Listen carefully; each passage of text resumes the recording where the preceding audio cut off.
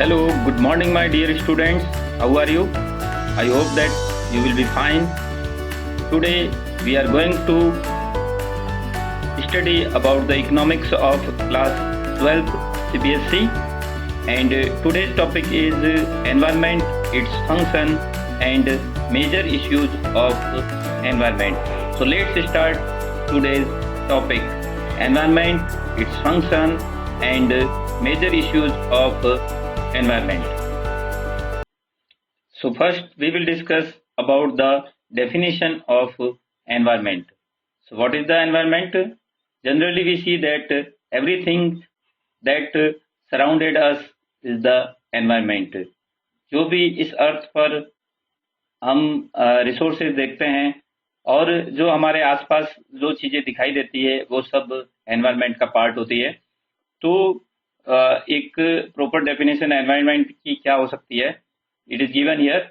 It is defined as total planetary inheritance and totality of resources. It includes all the biotic and abiotic elements that influence each other. First thing is that the total planetary inheritance. Inheritance, that means the things we have got from our ancestors. जो हमारे ancestors है उनसे जो हमें सब कुछ मिला है वो हमारी inherited property होती है, inherited resources होते हैं. Planetary word यहाँ पे अर्थ के लिए यूज हुआ है. तो इस अर्थ पर जो भी चीजें हमें यहाँ मिली है और हमें पूर्वजों से जो भी चीजें यहाँ मिली है तो वो सब एनवायरनमेंट का पार्ट होती है. तो ये सब चीजें हम इसके लिए इकोनॉमिक टर्म जो यूज करते हैं वो होते हैं रिसोर्सेज. तो जितने भी रिसोर्सेज इस अर्थ पर हमें देखने को मिलते हैं वो सब एनवायरनमेंट का पार्ट है. और ये रिसोर्सेज दो टाइप के हो सकते हैं, biotic and abiotic. Biotic that means living. Biotic means living, इसलिए इसके लिए एक सिंपल टर्म होता है लिविंग. और अबायोटिक मीन्स नॉन लिविंग. तो कुछ रिसोर्सेज लिविंग होते हैं, कुछ रिसोर्सेज नॉन लिविंग होते हैं.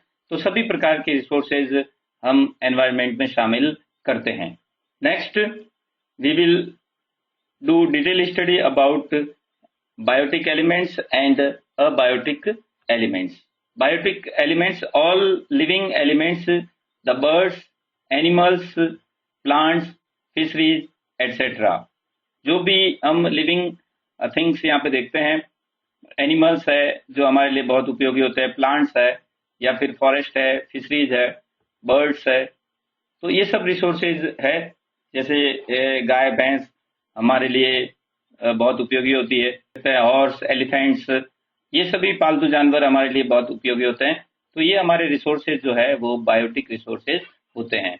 Abiotic resources which are non living. Non living elements like air, water, land, rocks and sunlight etcetera.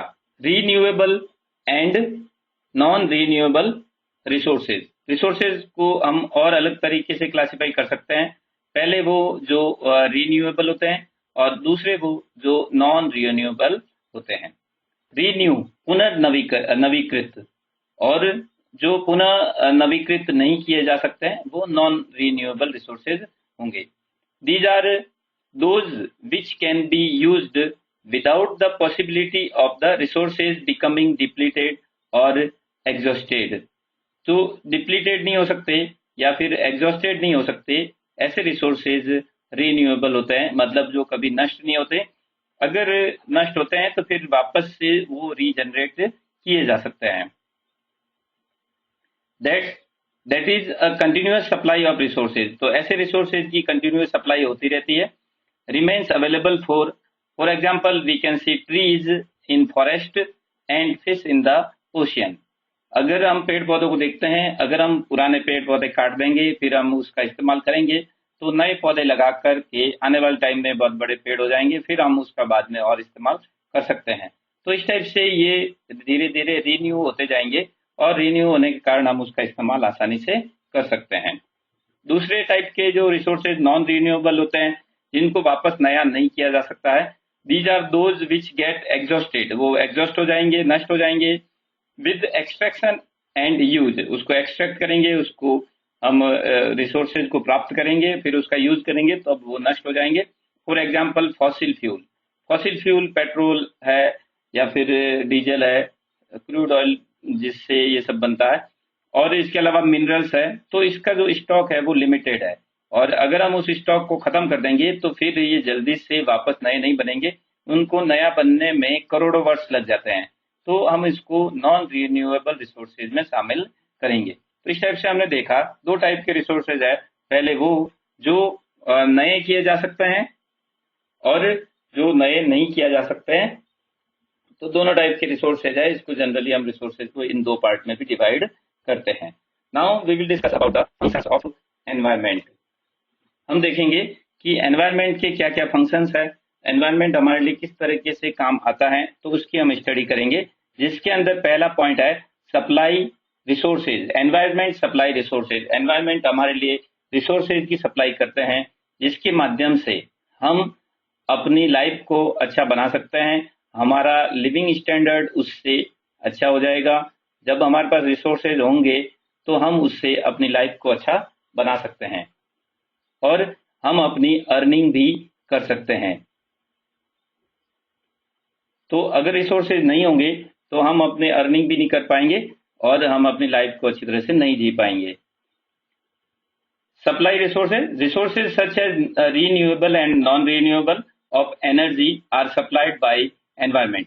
तो एनर्जी और इसके अलावा जिसने जो भी रिसोर्सेज है, जनरली हमने अभी डिस्कस किया है रिन्यूएबल और नॉन रिन्यूएबल, तो उनसे हम वो हमें इस एनवायरनमेंट से प्राप्त होते हैं जिससे हम अपना जीवन चला सकते हैं। नेक्स्ट हम देखेंगे एसिमिलेट वेस्ट। एनवायरनमेंट का दूसरा जो बड़ा फंक्शन है कि जो वेस्ट जनरेट होता है उसको एनवायरनमेंट एसिमिलेट कर देता है।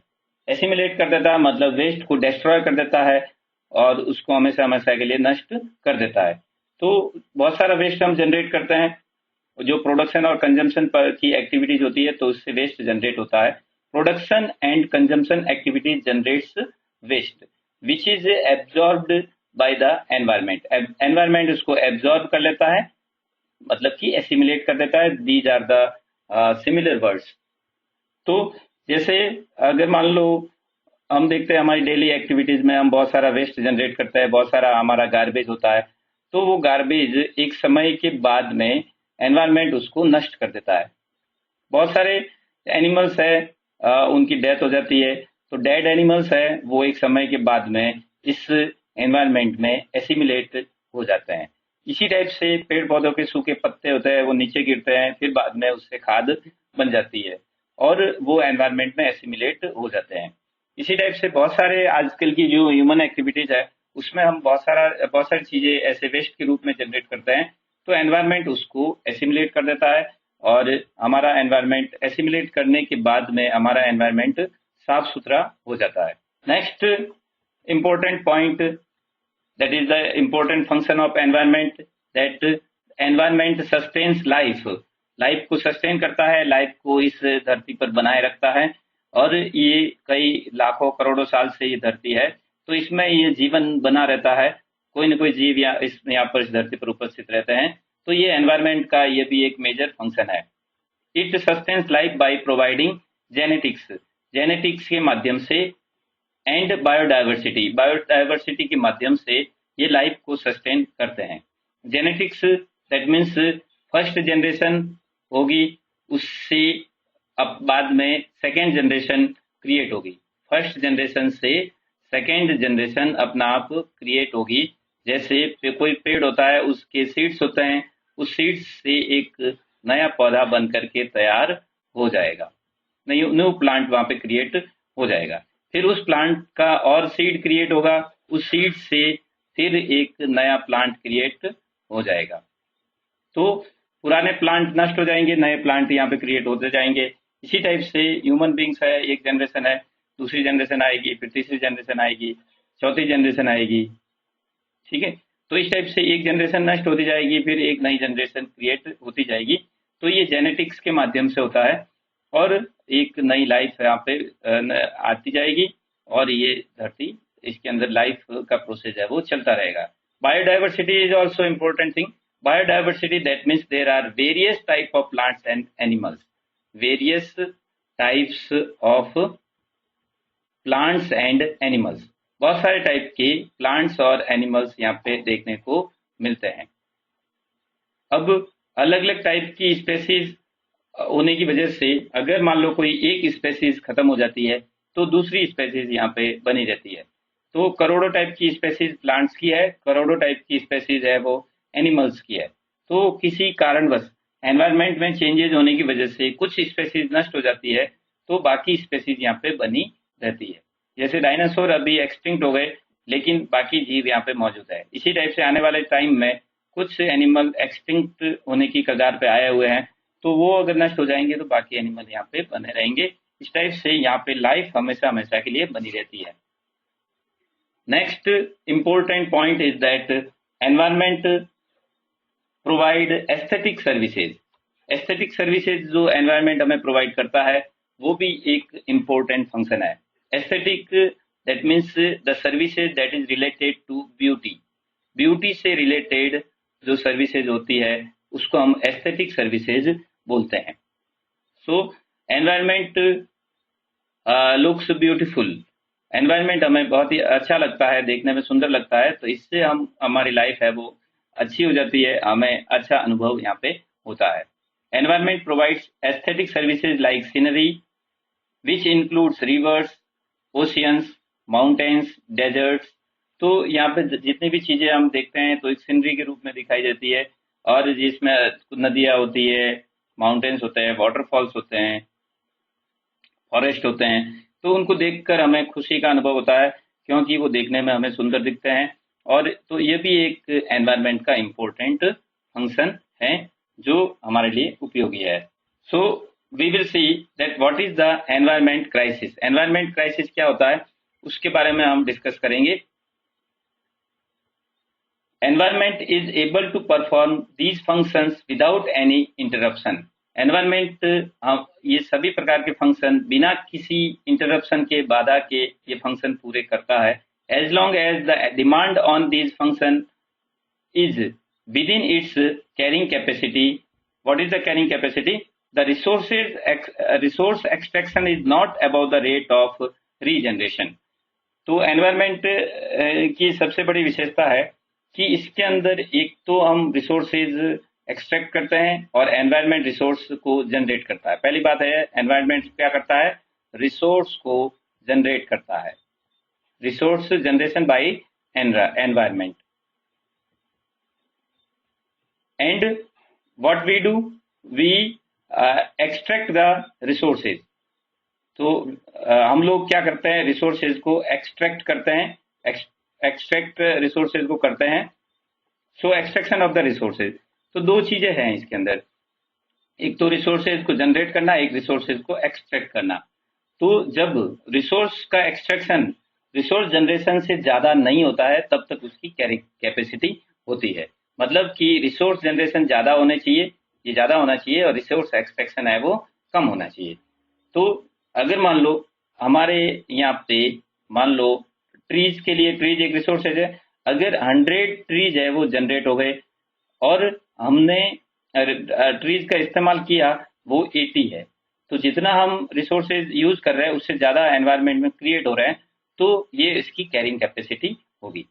इसी टाइप से इसके अंदर दूसरी चीज जो है वेस्ट जनरेशन. एक तो ह्यूमन बीइंग्स और एनिमल्स वेस्ट जनरेट करेंगे, ये वेस्ट जनरेशन हो गया. और फिर दूसरा है वेस्ट एसिमिलेशन. तो एनवायरनमेंट क्या करेगा? वेस्ट का एसिमिलेशन करेगा. ये एसिमिलेशन हो गया एनवायरनमेंट के अंदर. ठीक है. तो अब वेस्ट जनरेशन अगर मान लो कम हो रहा है और वेस्ट एसिमिलेशन अगर ज्यादा हो रहा है तो भी ये कैरिंग कैपेसिटी होगी. इसका मतलब ये हुआ कि वेस्ट जनरेट कम हो रहा है और वेस्ट एसिमिलेशन ज्यादा हो रहा है.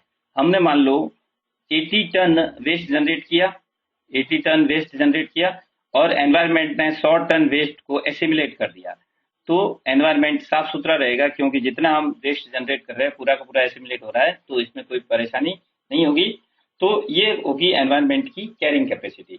इसके लिए हम जो वर्ड यूज करेंगे वो होगा कैरिंग कैपेसिटी. अब एनवायरमेंट अगर कैरिंग कैपेसिटी के अनुसार वर्क नहीं करता है, इसका जस्ट अपोजिट होता है।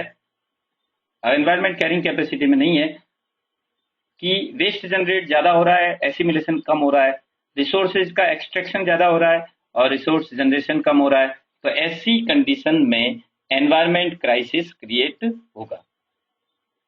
अगर एनवायरमेंट अपनी कैरिंग कैपेसिटी के अनुसार वर्क नहीं कर रहा है तो वहां पे एनवायरमेंट क्राइसिस क्रिएट होगा, क्योंकि जितने रिसोर्सेज जनरेट हो रहे हैं उससे ज्यादा रिसोर्सेज हम इस्तेमाल करने लग गए हैं और जितना वेस्ट यहाँ पे एसिमुलेट हो रहा है उससे ज्यादा वेस्ट हम क्रिएट करने लग गए हैं, इसलिए यहाँ पे एनवायरमेंट क्राइसिस क्रिएट होता है। Next, what are the consequences of environment crisis? Environment crisis के क्या कंसिक्वेंसेज होंगे, क्या इसके परिणाम होंगे, उसके बारे में हम डिस्कस करेंगे। Development and polluted and dried up the rivers, other aquifers, which was deteriorated the quality of water। तो वाटर की क्वालिटी डाउन होती जा रही है क्योंकि डेवलपमेंट एक्टिविटीज हो रही है, फिर पॉल्यूशन क्रिएट हो रहा है और नदियां सूखती जा रही है। ठीक है, तो इसका एक्विफायर्स के ऊपर भी बुरा इफेक्ट पड़ रहा है, जो समुद्री जीव है उसके ऊपर बुरा इफेक्ट पड़ रहा है और इसके साथ ही वाटर की क्वालिटी भी डाउन हो रही है। तो ये एनवायरमेंट क्राइसिस की वजह से ऐसा हो रहा है। The intensive and expensive extraction of both renewable and non-renewable resources has exhausted some vital resources, compelling to spend huge amount of money on technology and research to explore new resources।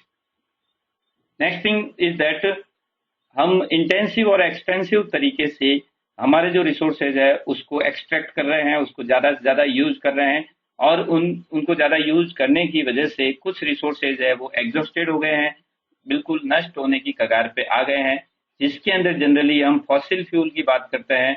तो fossil fuels जो है वो धीरे धीरे अब नष्ट होने लगे हैं। फॉसिल फ्यूल में crude oil, petrol, diesel, minerals है वो धीरे धीरे अभी खत्म होने लगे हैं।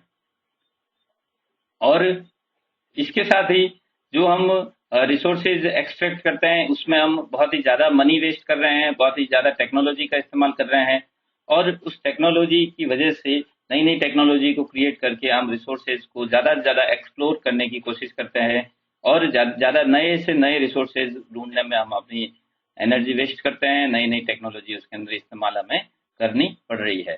अब हम नई टेक्नोलॉजी इस्तेमाल कर भी लेंगे, फिर बाद में जब रिसोर्सेज खत्म हो जाएंगे तो फिर हमें इसके लिए और परेशानी का सामना करना पड़ेगा। फिर और एनवायरमेंट क्राइसिस से क्या हो रहा है? Decline in air and water quality. Air की क्वालिटी डाउन हो गई है, वाटर की क्वालिटी डाउन हो गई है। एयर में ऑक्सीजन की कमी होने की वजह से हमें सांस लेने में परेशानी हो रही है। वाटर की क्वालिटी डाउन होने की वजह से हमें सेफ ड्रिंकिंग वाटर अवेलेबल नहीं हो पाता है। Has resulted in number of respiratory and waterborne diseases. इसकी वजह से कई प्रकार की रेस्पिरेटरी डिजीजेज क्रिएट हो गई है और वाटरबोर्न डिजीजेज क्रिएट हो गई है। रेस्पिरेटरी डिजीजेज वो होती है जो हमारी सांस से संबंधित प्रॉब्लम होती है और लंग्स से संबंधित प्रॉब्लम होती है, जैसे कि अस्थमा। अस्थमा एक रेस्पिरेटरी डिजीज है और लंग्स में कैंसर हो जाएगा तो लंग्स कैंसर जो होगा वो भी एक रेस्पिरेटरी डिजीज है। इसी टाइप से ब्लड प्रेशर हाई हो जाता है और कभी बीपी लो हो जाती है तो वो भी एक रेस्पिरेटरी डिजीजेज होती है। वाटरबोर्न डिजीजेज बहुत सारी पानी की कमी की वजह से या फिर अशुद्ध पानी पीने की वजह से और जो water safe drinking water available नहीं होने की वजह से वाटरबोर्न डिजीजेज होती है, या फिर प्रॉपर सैनिटेशन नहीं होने की वजह से और क्लीनलीनेस नहीं होने की वजह से ये पानी की बीमारियां होती है, जिसको हम जनरली बोलते हैं कोलेरा इसके अंदर ले सकते हैं, डायरिया और मलेरिया, डेंगू, इस टाइप की बीमारियां हमें देखने को मिलती है। तो ये सब एनवायरमेंट क्राइसिस के कंसिक्वेंसेज है जिसका हमें ध्यान रखना जरूरी है। इसके अलावा एनवायरमेंट क्राइसिस और एनवायरमेंट को नुकसान पहुंचाने की वजह से बहुत सारे इश्यूज क्रिएट हो चुके हैं, तो उनमें से कुछ इश्यूज के बारे में अभी हम डिस्कस करेंगे। So there are various issues regarding environment. Environment से रिलेटेड कई इश्यूज हमें देखने को मिलते हैं, जिसमें से आज हम डिस्कस करेंगे global warming. So first we should know what is the global warming. It is a gradual increase in the average temperature of Earth's lower atmosphere। अर्थ के लोअर एटमॉस्फेयर का टेम्परेचर धीरे धीरे बढ़ रहा है और इसी फिनोमिना को हम ग्लोबल वार्मिंग बोलते हैं। Global warming is caused by man made increase in carbon dioxide. हमने कार्बन डाइऑक्साइड बहुत ज़्यादा क्रिएट की है। बहुत ज़्यादा कार्बन डाइऑक्साइड क्रिएट करने की वजह से और अदर ग्रीन हाउस गैसेज, जो कि दूसरी ग्रीन हाउस गैसेज होती है, तो उसकी वजह से ये ग्लोबल वार्मिंग क्रिएट होता है through the burning of fossil fuels and deforestation. Fossil fuel के जलने की वजह से कार्बन डाइऑक्साइड और दूसरी ग्रीन हाउस गैसेज जैसे कि carbon monoxide, sulphur dioxide, nitric oxide, nitrous oxide और हम कह सकते हैं मीथेन, तो ये सब गैसें ऐसी है जिसकी वजह से हम ग्लोबल वार्मिंग की सिचुएशन में फंसते हैं। तो ये मेन इसका कारण है कि इतनी ज़्यादा कार्बन डाइऑक्साइड और दूसरी ग्रीन हाउस गैसेज यहाँ पे क्रिएट क्यों होती है। इसका कारण है फॉसिल फ्यूल ज़्यादा से ज़्यादा बर्न हो रहा है। पेट्रोल डीजल का हम ज़्यादा इस्तेमाल करने की वजह से उससे जो धुआं निकलता है उसमें ये गैसेज क्रिएट होती है। और डिफॉरेस्टेशन की वजह से ये ज़्यादा गैसेज क्रिएट होती है, क्योंकि अगर पेड़ पौधों को काट देंगे तो फिर वो कार्बन डाइऑक्साइड जो कि एब्जॉर्ब करते हैं, जब वो भोजन बनाने की क्रिया करते हैं तो उस समय कार्बन डाइऑक्साइड लेते हैं। तो जब हम पेड़ पौधों को काट देंगे तो फिर पेड़ पौधे कार्बन डाइऑक्साइड नहीं लेंगे, जिसकी वजह से कार्बन डाइऑक्साइड इस अर्थ पर ज़्यादा हो जाएगी। दूसरी बड़ी बात होती है कि कार्बन डाइऑक्साइड गैस जो होती है और भी दूसरी जो ग्रीन हाउस गैसेज होती है, उनका वेट है वो ज़्यादा होता है। उनका वेट ज़्यादा होने की वजह से वो अर्थ के सरफेस पर रहती है और दूसरी गैसें हल्की होने की वजह से एनवायरनमेंट में ऊपर की तरफ रहती है। दूसरी बात, कार्बन डाइऑक्साइड की जो विशेषता होती है, ये टेम्परेचर को, जो सनरेज होती है उसको सोखती है और टेम्परेचर को ज़्यादा कलेक्ट करती है, जिसकी वजह से बहुत ज़्यादा गर्म हो जाती है। और कार्बन डाइऑक्साइड गर्म होने की वजह से ये अर्थ के सरफेस के टेम्परेचर को भी बढ़ा देती है। तो इस टाइप का जो फिनोमिना होता है ये ग्लोबल वार्मिंग होता है और इसका रीजन भी यहाँ पे हमने डिस्कस किया है। Now we will discuss about the long term results of global warming. Global warming का लॉन्ग टर्म रिजल्ट क्या होगा उसके बारे में अब हम डिस्कस करेंगे कि ग्लोबल वार्मिंग से क्या क्या प्रॉब्लम्स हमें उठानी पड़ सकती है। ये ऐसी प्रॉब्लम्स है जो वर्ल्ड वाइड है और ये जरूर नहीं कि सिर्फ इंडिया में ही हो, ये पूरे वर्ल्ड के अंदर इस टाइप की प्रॉब्लम क्रिएट हो रही है, जिसके बारे में हम डिस्कस यहाँ पे कर रहे हैं। First thing is that melting of polar ice with a resulting rise in sea level and coastal flooding। तो पोलर आइस जो है वो मेल्ट हो रहा है, ग्लेशियर्स जो है वो पिघल रहे हैं और अंटार्कटिका के ऊपर जो बर्फ है वो पिघल रही है, जिसकी वजह से समुद्र का लेवल जो है वो बढ़ गया है और कोस्टल एरियाज में फ्लड की सिचुएशन आ गई है। आने वाले टाइम में जो कोस्टल सिटीज है वो पानी में डूब सकते हैं, ऐसी संभावना देखी जा सकती है। Second thing is that extinction of species as ecological disappear. Ecological niches disappear, तो इकोलॉजिकल फिनोमिना की वजह से कुछ स्पेसीज है वो नष्ट हो जाएगी। अर्थ का टेम्परेचर बढ़ने की वजह से प्लांट्स की कुछ स्पेसीज है वो नष्ट हो जाएगी और एनिमल्स की कुछ स्पेसीज है वो नष्ट हो जाएगी। मोर फ्रिक्वेंट ट्रॉपिकल स्टॉर्म्स, और फ्रिक्वेंटली ट्रॉपिकल स्टॉर्म्स की भी प्रॉब्लम हो रही है। ट्रॉपिकल रीजन में जो स्टॉर्म्स आते हैं, तूफान आते हैं, उस तूफान की वजह से भी मानव जाति का और दूसरे एनिमल्स का बहुत ज़्यादा नुकसान होता है और प्लांट्स का भी बहुत ज़्यादा नुकसान होता है। तो ये अर्थ के लिए एक हानिकारक चीज़ है। An increased incidence of tropical diseases, बहुत सारी बीमारियां फैलती जा रही है ग्लोबल वार्मिंग की वजह से। राइज ऑफ एटमॉस्फेरिक टेम्परेचर, और एटमॉस्फेयर का टेम्परेचर भी इंक्रीज हो रहा है धीरे धीरे। तो ये कुछ ग्लोबल वार्मिंग के बैड इफेक्ट्स है जिसके बारे में हमें जानना जरूरी है। Next important issue is that ozone depletion. So first we will know that what is the ozone depletion. It refers to reduction in the amount of ozone in a protective layer. Ozone is a protective layer in the stratosphere, जो कि हमारे environment की layer है और उसके अंदर ozone की कमी हो जाती है, और ओजोन की कमी होने की इस फिनोमिना को हम ओजोन डिप्लीशन बोलते हैं।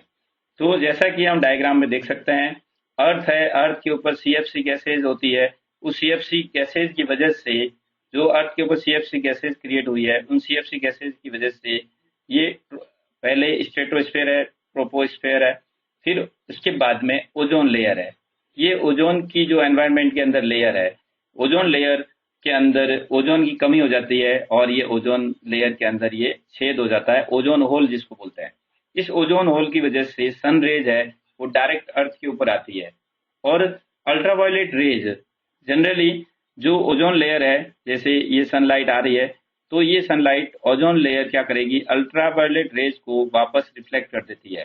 अल्ट्रावायलेट रेज, तो सन की जो अल्ट्रावायलेट रेज को वापस वो यहाँ से आएगी और वापस यहाँ से रिफ्लेक्ट कर देगा। तो फिर ये अल्ट्रावायलेट रेज जो होती है हानिकारक होती है, जो हमारी बॉडी को नुकसान नहीं पहुंचाएगी। लेकिन ओजोन होल हो जाने की वजह से सन रेज डायरेक्ट अर्थ पे आएगी और जो अल्ट्रावायलेट रेज को नहीं रोक पाएगी। तो उस अल्ट्रावायलेट रेज को नहीं रोक पाने की वजह से हमें कई प्रकार की बीमारियों का सामना करना पड़ेगा और लिविंग ऑर्गेनिज्म का डैमेज भी उससे हो जाएगा।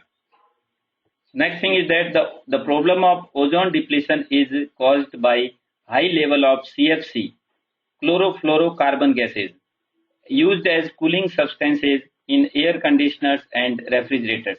जो एयर कंडीशनर्स होते हैं, रेफ्रिजरेटर्स होते हैं, और जिसके अंदर जो कूलिंग सब्सटेंसेज होते हैं, तो वो सीएफसी गैस क्रिएट करते हैं।